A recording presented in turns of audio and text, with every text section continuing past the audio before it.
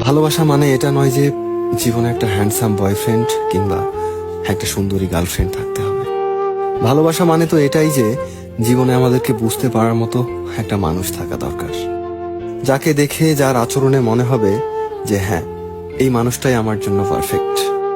যদিও জীবনে পারফেক্ট বলতে কেউ বা কোনো কিছু হয় না, কিন্তু আমাদের সবার জীবনে পারফেকশনের আলাদা একটা মানদণ্ড আছে।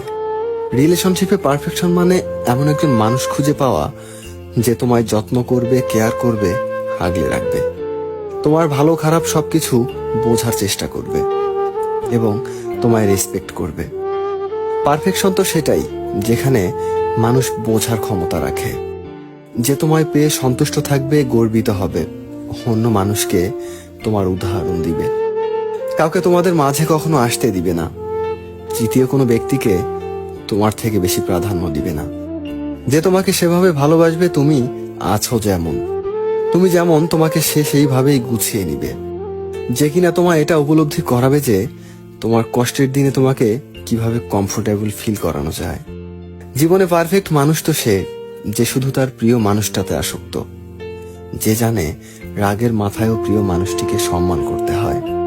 জীবনে পারফেক্ট বলতে কিছু হয় না, তবুও একজন যত্নবান মানুষ, একজন দায়িত্বশীল মানুষ যে নিজের সবটা দিয়ে তোমায় আগলে রাখতে জানে। আর একটা রিলেশনশিপে এরকম মানুষকে আমরা বলি পারফেক্ট।